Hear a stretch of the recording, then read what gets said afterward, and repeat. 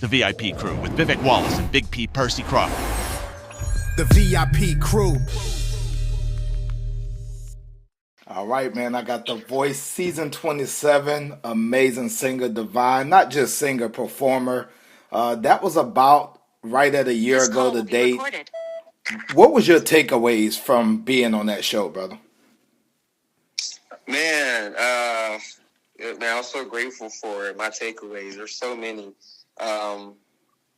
Number one, I think, is stand tall in who you are and what you've done. Your experiences and the things that you've gone through has gotten you to where you are, and you wouldn't be there if you wasn't supposed to be. No, absolutely. And what a lot of people don't know is that wasn't your first go-round. So just your resilience to keep going back and finally getting on the TV portion of it, that was a journey in itself, I'm sure. Oh, man.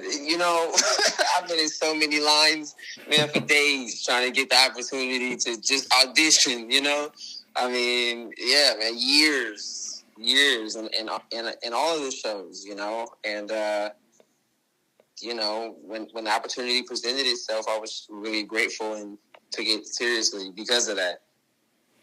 I think performing under the pressure of waiting for a chair to spin around as a sign of approval has to be nerve-wracking.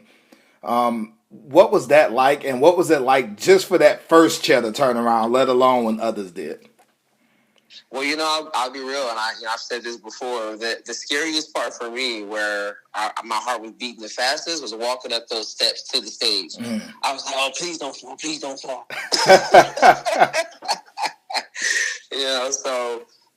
But like you said, it's accurate, man. It's the most stressful thing, performing to chairs. And there was a moment where I thought to myself, as I'm doing the song, you know what?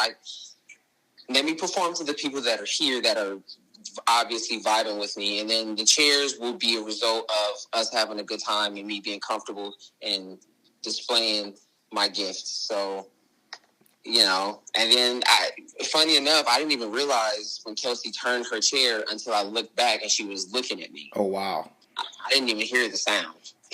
Wow.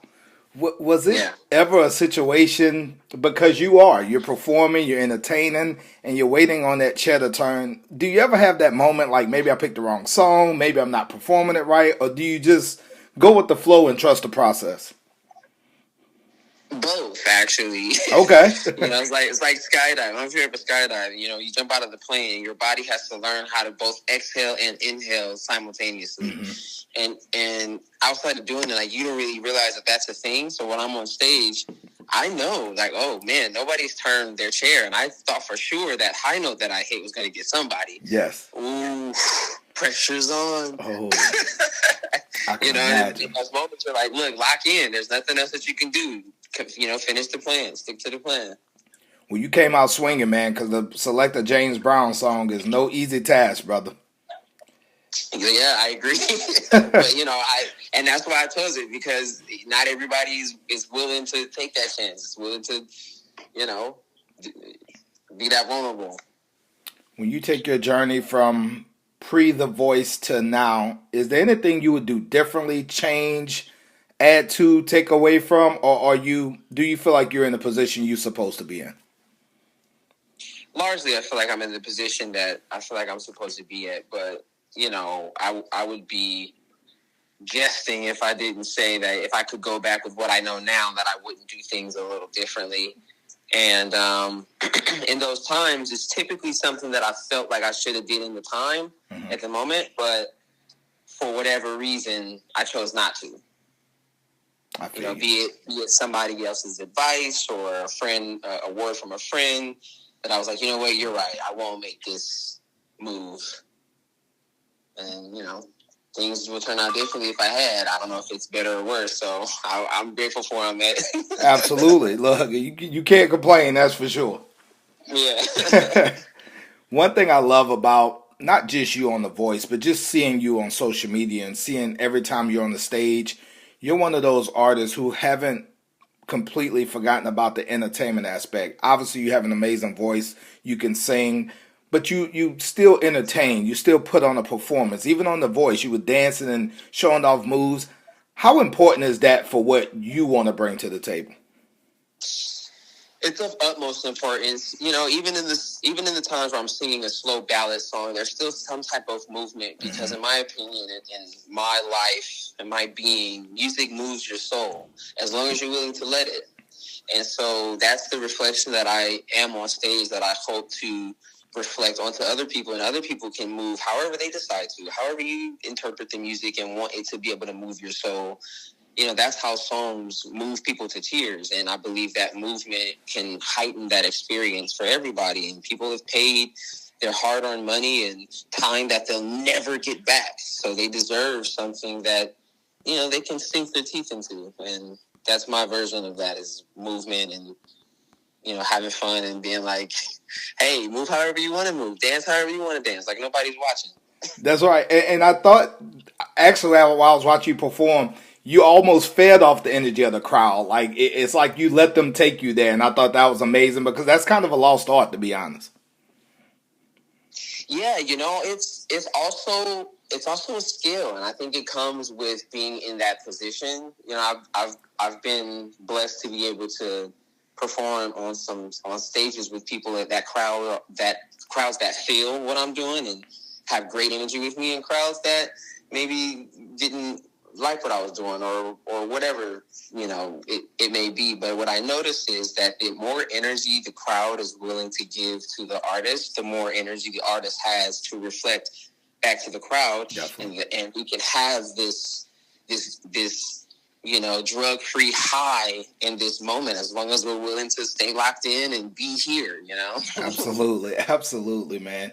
I don't know how often you check, but when you see your performances, and I watch some of them on YouTube, and you see 500,000 views on them, not only does it obviously let you know you're doing the right things, but just the motivation to seeing that many people interested in what you're doing. How grateful are you for that?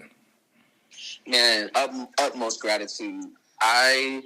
It's one thing to believe in yourself.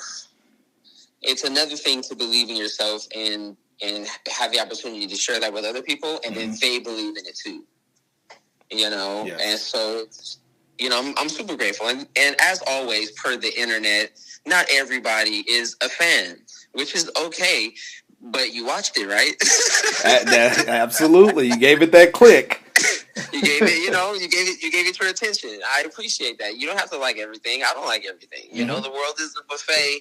Take what you like, don't take what you don't like, but try it all.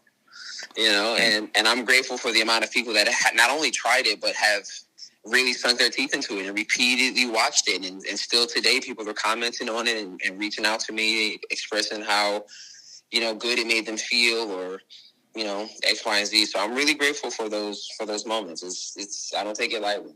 No, absolutely. And doing my research, man, if you look on Twitter or X or whatever you call it these days, a lot of people were disappointed to see when you got voted off. Obviously, you've moved forward. I see you got a new single, Dancing in the Rain, quickly approaching. Tell us a little bit about the music, man. Yeah, man, I'm so grateful that opportunity from The Voice has been a spearhead toward being able to release a project. There are 10 songs that I'm releasing throughout this year. First one being Dancing in the Rain, bringing back the live music element inside of the musical tracks, you know, records. So when you play it, those are live instruments that you'll hear and you feel it. And what's even more, I get to perform those songs live. And like, for example, this Thursday at the Virgil, I'm doing some of these songs live, and you really get that live concert feel that I agree with you is kind of missing sometimes in some of the artists' repertoire. So I'm super excited about it, man. April 1st, Dancing in the Rain. So I have to ask you, man, with the implementation of live music and bands, and like I said, you still very much respecting and understanding the entertainment aspect, who were some of your inspirations? Because you have a very old school feel to you.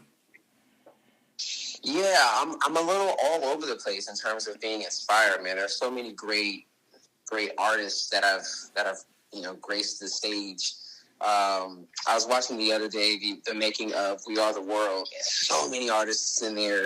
Of course, current day Chris Brown, Bruno Mars. I'm a huge Bruno Mars fan. Those are my newest guys. Charlie Puth. I like Charlie Puth.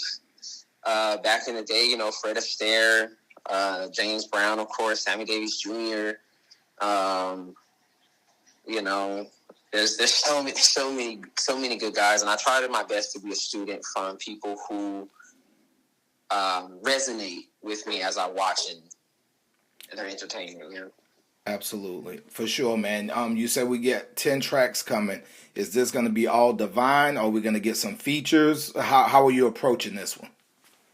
In large, it'll be me. I do have one feature, and it's my brother, who's my partner in music, awesome. My producer. I like to keep things in my family as much as I can because I have such a talented family. And, you know, a lot of times there's so many talented people that just need an opportunity to display that talent and those gifts and that skill that they've acquired over time. So, but all 10 songs are songs that I participated in writing. 7 of them I wrote myself. So there are some instruments, some musicians that are on the track, but typically it'll be just my voice you're listening to. Oh, awesome. And no one's going to complain, trust me. It's okay if they do, as long as they listen. As long as they listen. We already established that click. That's absolute. Absolute. Speaking of family, because, you know, with AI and the internet going crazy, I think a lot of people didn't believe that you are the son-in-law of Tim Allen, the actor. Is that a thing, or was that AI? Because it looked like it got a lot of traction, so I'm assuming it's real. Tim who? Tim Allen. No, I'm just playing. I heard you. I was about to say, damn, man, why I wrote that question in? I knew it was AI. No, that's my wife's dad. That's awesome, man. I know he got you a lot of traction when he posted you up.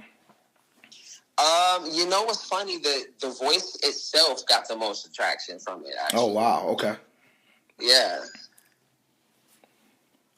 So, if you can name, let's just go with 3 artists, even if you're not making music with them, just being in the studio, picking their brain, who would those 3 artists right now be?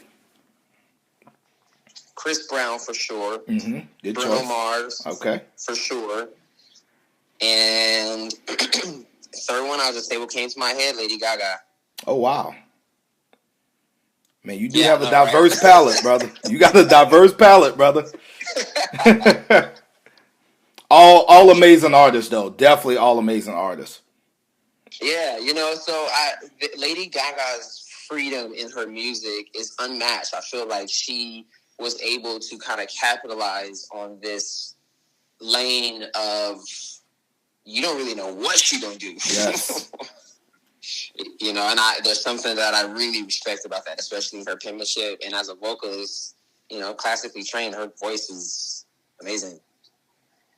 What is it about Chris Brown? Longevity. I feel like, you know, I grew up on Chris Brown and we're the same age. Mm-hmm. Mm-hmm. That's crazy, right? Yeah, man. And his ability to, even the same as I expressed with Lady Gaga, his ability to be him in everything that he does, even in his concerts and in his wardrobe choices and things like that, they're literally him. You know, it's not, it doesn't, I don't ever feel like it's a character or like this version of him that he has to put on. It feels like an authentic expression of him. And whether it is or it's not, it feels like that. And I respect that. And obviously, none of the artists need an explanation, but Bruno Mars, what is it about Bruno that would want you to share a studio with? He's a hit maker. Yes. He's a hit maker. Bruno don't miss. Bruno don't miss. Yeah, Bruno's the Steph Curry of music. I like that. And that is facts, brother. Yeah, universally. He's jumped across lines and every single time he just don't miss. And I would love to pick his brain and figure out, you know, how he ticks. Well, Divighn, brother, as much as you love to share the studio with them, it would be a pleasure and an honor for them to share with you. You are an amazing talent. I cannot wait to hear Dancing in the Rain. And I hope this is the first of many interviews, brother. Before I let you go, is there anything you want to say? Man, just that I appreciate your time, all the listeners' time. If you have a dream, go for it. The world is built off of dreamers. Absolute. Well, thanks for the good word, man, and keep me posted, bro, on all the projects you got coming up. Yes, sir. Let's talk soon. All right, thanks, brother. The VIP Crew with Vivek Wallace and Big P. Percy Crawford. The VIP crew.